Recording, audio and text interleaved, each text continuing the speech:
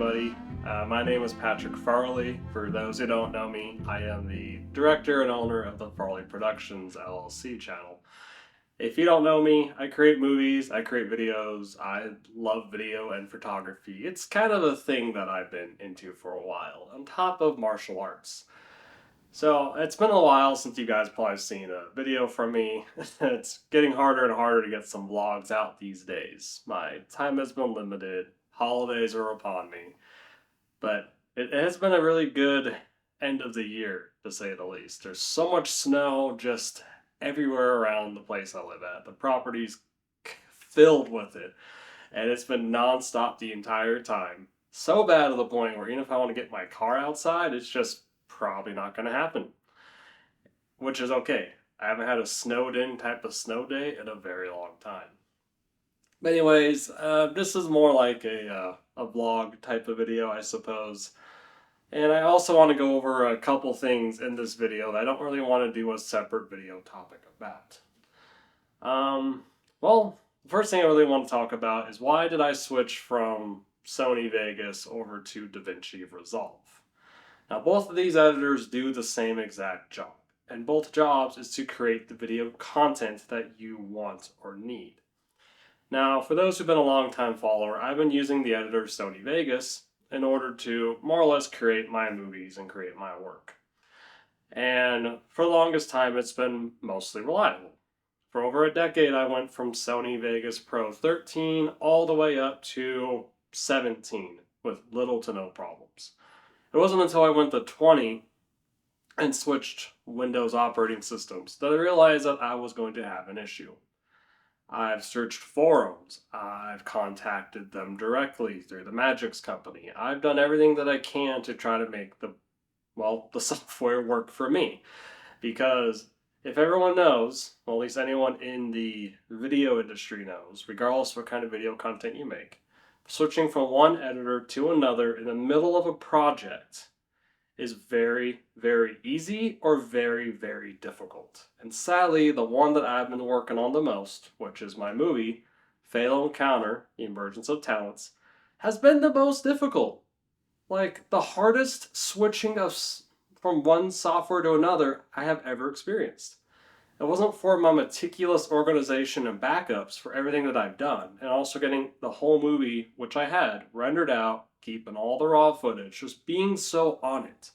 If I didn't do any of that, and I had the same skills I did 10 years ago, or lack thereof, the whole movie would have been trashed. Canned, lost, good luck, you're not getting it back. Don't worry, that didn't happen. But what did happen was that I come to find out that even though they say Sony Vegas 20 is compatible with Windows 11, it doesn't work for either my computer system or Windows 11 in general. And I'm not the only one who had this problem. The biggest problem I had was that it wouldn't boot up on the computer half the time. And second, whenever I would drop in audio files or sound effect clips, mainly WAV files, which are the ones you want to use anyways, because those are the uncompressed files, it would have like this static sound. And if that hurt your eardrums, that's what I've had to deal with every single time I wanted to use a sound effect. And it'd always be at the beginning of a clip, right? So if I would just slice the clip and then I would continue about my day, no problems, right? No, play it back a few times, it just jumps right back in the middle. Wow, I feel like I'm just kind of bitching this whole time, and I'm sorry, but I kind of am. But there was just no solution to it. I tried uninstalling and reinstalling. I made sure I had the K-Lite codec pack. I contacted numerous professionals, and I did contact the company, like I said earlier. And they all kind of gave me the hard reboot, run it as administrator, make sure you got your codecs, uninstall, reinstall, all the same stuff you would hear a bunch of times. But nothing was going to work with my setup. And even the company itself did not have a straightforward answer for me other than just doing a hard reboot, which I've done multiple times. So Sony Vegas was a rut for me and basically just kind of a waste of money for the most part. I was able to take all my project files and I went from 7 project files down to about 3. and I did export them from the XML files. That way I could take them over to Davinci Resolve. But here's the problem. It's not 100% compatible. Any clips that modified speed cannot find it. Any project files that were in heavy modification, like complex, like if you have more than 4 layers, good luck. It's not gonna be able to find any of the clips from a Sony XML file. Period. Import that timeline, that timeline is gone. Now that is very frustrating for a project that is time locked. It's time locked. Visual effects are working on it, music's working on it, color grade's coming after, and then I also got to bring all the elements together and finish a film. How can I do that when I can't get my goddamn timeline back? Thankfully, the workaround, which is one solution I found, which I'm not going to bother trying, is take it from Sony Vegas to Premiere down back to Davinci. But then I got to go buy Premiere, even if it's for a month. Okay, or I could just take the rendered out stuff I already had previously from the 4 XMLs I couldn't recover and just work from that. Way simpler that way. And then there isn't a quality loss either. But why did I have to go through all that when Sony Vegas itself says it is compatible on Windows 11? Maybe it's just my computer. I don't know. But it was very frustrating that I had all these technical problems. Now you're probably wondering why. Why did I upgrade computers? What's the point of me switching computers in the middle of a project? The last one died. The motherboard burnt out, it fried. The whole thing was just a goner for the most part. And I had that computer for 7.5 years, which is a very long time, at least for the sake of technology. Usually you want to upgrade your equipment, technology, and things like that every 4 years in order to be the most up to date on everything. So the second I stripped out the computer of the hard drives, sent it over to a friend of mine, is when I figured out the motherboard didn't work because they couldn't use it. And instead of going through the hassle of trying to replace that, they just ended up getting themselves a new computer. And I had my friends and I build this one behind me, which is 10 times stronger and faster than my computer prior. But sadly, all those old Sony Vegas project files that I would have had access to, if I ever had to go back to a project, are forever gone. Because even when I wanted to give video examples of the issues I was having in Sony Vegas, it wouldn't even boot up my computer. I could try reinstalling it for the 3rd or 4th time to give you guys some examples, but it's almost not worth it at this point because I have so much work I need to do anyways. Why do I want to go through the efforts of trying to do that more or again? But on the plus side, there is a positive to all this. I switched over to Davinci Resolve, and I went from the 17 I use at work, and I downloaded the 18 that came out recently, and even bought the studio version. And because of how powerful Davinci Resolve is, and how many things you can do between color grading, audio, just editing it together entirely, to visual effects, the amount of stuff this bite-sized editor can do, it's basically taking a bunch of programs I would use and cramming it into one. Minus like Photoshop, that's still pretty important in my tool set. And it's making this a lot easier, at least to get things together. And thankfully, the one project file from the export that it did not mess up was the grand finale of the film. So I have access to all of it without having to oversplice everything, which I have to do for the rest of the film, minus the grand finale, which is a good, like 17 minutes of stuff I gotta go through, and it's a lot. There's a lot more layers, a lot more stuff going on, and I'm really happy that it didn't mess up the hardest part of the film to edit, because that way it makes it easier for me to go in there and do my editing to make it work and sound and look beautiful, with the help of others in post-production as well. So that is why I switched from Sony Vegas over to Davinci Resolve, and I don't see myself going back. At least it ain't like the Filmora stuff that I've been hearing about, where people would have bought a lifetime license during 9, and then by the time 12 came out, they just said, no, buy it again. Oh, but not that license because we don't offer it anymore. At least it wasn't like that. So I'm not saying Sony Vegas is a bad editing software or a bad program. It's just not the program for me anymore. And that's honestly a damn shame. Alright, now that you guys have heard me complain about switching softwares and whatnot, it's finally time for me to dive into Davinci Resolve and to show you kind of a behind the scenes about the movies coming along. We're going to be adding in some sound effects into one of my favorite fight scenes that we did for the movie Fatal Encounter, The Emergence of Talents. There's not really any spoilers in this fight scene, considering it's kind of within the first third act of the film. There's just a lot going on. And for me, I think it's important to really kind of go in from the beginning to the end of that. Maybe not today, but we'll at least start the process of what it looks like when I'm adding in sound effects for one of my projects. And this is one of the most extensive ones to date. And of course, it's going to take a lot more audio work than what I'm going to show you in order to fine tune everything to a really good and natural level. That way it sounds as good as it can be before release. So that being said, we're just going to kind of get right into it. Okay, now that we're basically into Davinci Resolve, you can kind of see how I'm working on this project right now. And it's a lot of fun. We're going to start to one of my favorite fight scenes I was telling you about earlier. And that is basically going to be the one where, yep, here it is.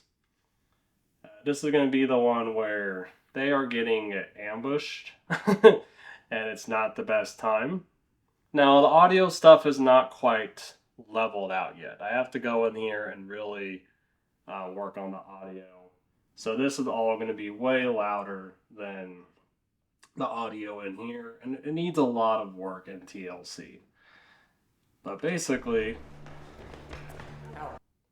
the character I'm playing is being ambushed by the main villain in the film, and there's other characters in a different part of the country being ambushed by his right-hand guy and other henchmen and whatnot. And so the music's all done by the composer. I do got to go in there and fine-tune the audio for it to sound good between the dialogue and how the music's playing and whatnot. Right now, the music is just kind of slapped in there. So we see Zagan. He's coming in, and he's more or less kind of like, hey, I'm going to, fuck your shit up. Excuse my language, but it's one of those days. And they basically have to get out alive. Now, I'm not going to start the sound effects there because I'm going to keep it from the actual camera itself. And here's where the fighting begins. So he appears directly behind him after we cut from him over to right behind him. So that's kind of where I want to go in here. I'm going to add a track. I'm going to make it stereo. And this is where I'll start going, okay, this is my first effects track. Now, just because I know I'm going to need more than one, we'll start with at least 3. And this will be SFX 2. And we'll go one more. And this will be number 3.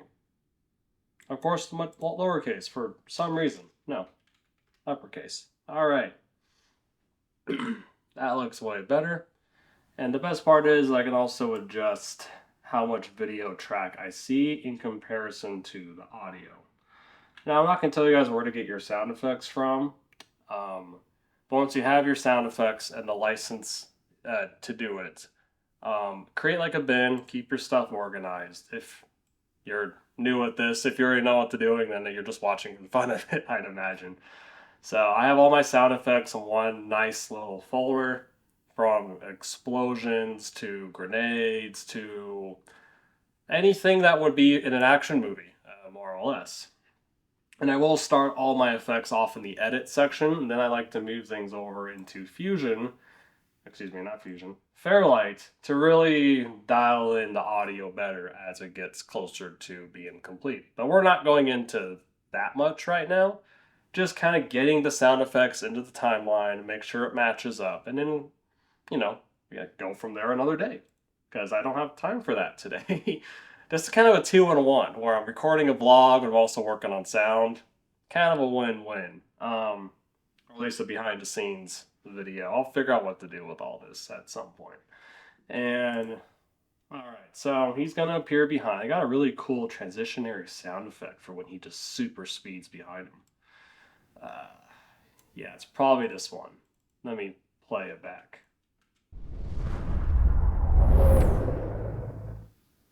That sounds like it's it. Yeah, I think that's the one I chose. So let's go and take that down here. And it's not quite lined up yet.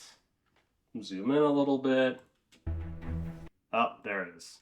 So right when I do that cut. So this is before we did the visual effects shots later on in the movie where you'll actually see him speed off. But for now, since it was pretty new to filming, I just wanted to film like a cut type of thing when we were into production. I wonder if that handsome guy in the red is over there. I'm kidding.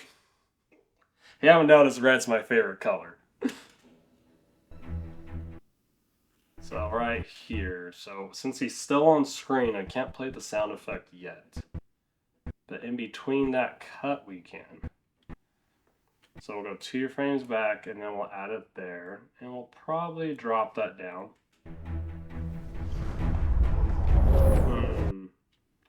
Doesn't quite work out as well.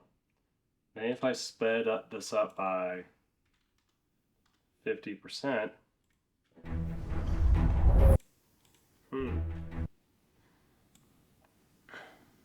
Maybe we'll go a little further in.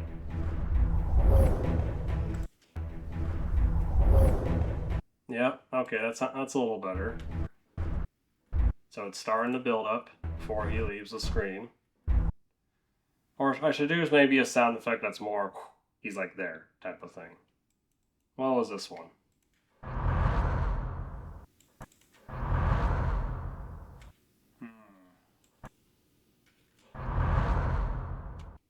That actually might be a little bit better for what I'm looking for here. I forgot I chose 2 different sounds. Yep, okay. And we'll just kind of splice off that end. And now we'll go in here more. And I do want to move this over a few frames. So right when the sound is starting.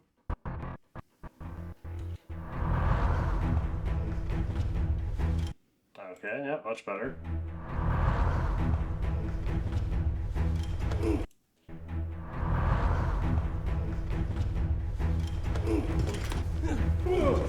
Alright, we got a lot going on there. Do you catch all that? So, as he kind of shows up behind him, he is checking the arm down for the guy on the left side of the frame. And that check is coming in pretty hard. As he's bringing his arm, after the check, he's pushing with that same arm. And, oh no! I went back quite a bit more than I was hoping. Whoops. I was thinking more of left and right. Yep, so let's go back. And so after he's there, totally catches him off surprise. I'm going to want to add a sound effect right there for that check. And, usually I do like a punching sound effect. I'm going to do more of like a body grab, like where someone's grabbing the cloth. So I feel like that's going to be a lot more interesting there. Another body fall. And we're going to want one, a hard one, maybe a medium. Yeah, that sounds like it's going to match a lot better to what I am going for here. So I'm not going to want the entire sound effect, so we'll splice off that little beginning part. And let's see, now let's time this up. So he's coming in. Let's get a little bit closer. Yeah, so we got one there where he's checking, and then he gives him a push. We'll make that more like a blunt sound. Probably a hard knuckle punch type of sound effect. Not that one. That's a little better. Let's play that again. Yeah, I like that better. I think the second one matches better than the first. So let's just kind of trim off the excess. And it's kind of, well, this might be one of those projects where I need more than one. SFX5, just go stereo. I mean, 4, then 5. I can't count, obviously. Now, how you organize and do sound effects is up to you, more or less. It's just kind of how I plan on organizing mine. I like going down in layers, even though I'll have different sound effects per audio layer.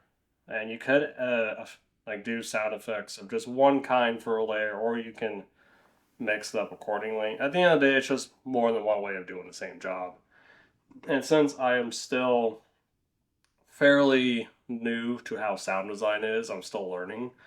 I don't mind taking the extra time to go in there effect by effect to get the same job done if I need to. Because it's all just a learning process.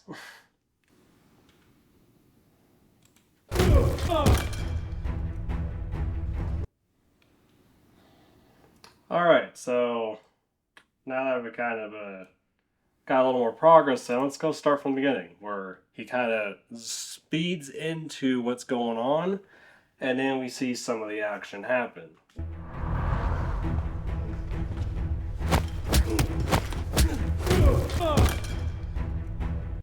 Damn. It's coming along really, really good. Okay, now that we've actually gone through and added all the sound effects, which I know I kind of did that more or less off screen, but once you do that, it all starts to come together very nicely. Now, we'll be working more of the music with the actual sound from the camera and whatnot, but this is what we have so far. I'm playing it back from when Zagan is coming in behind these guys and just doing his thing. Let's go and watch, and I'll let you kind of see how the audio plays as we're watching this at the same time. I'll be quiet for a second.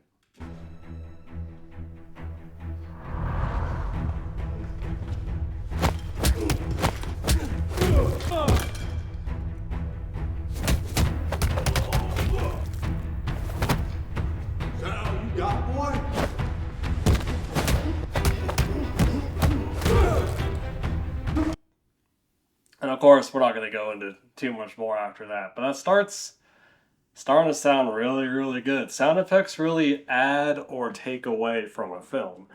And it's highly essential that you do some kind of sound work, even if you don't have a Foley artist or a sound effects designer, or if you just want to do it yourself like I am. I would not skip the sound effects stage for anything, and even if you're brand new at it, I would just download a bunch of free sound effects or something to where you can put that into your films. But more or less, a little bit behind the scenes of how I'm editing Fatal Encounter recently, and it's coming along great. I can't show you that much just because of spoilers and a bunch of other stuff going on, but stay tuned. Great things are coming. And yeah, I think that's it. I think this video has gone on long enough.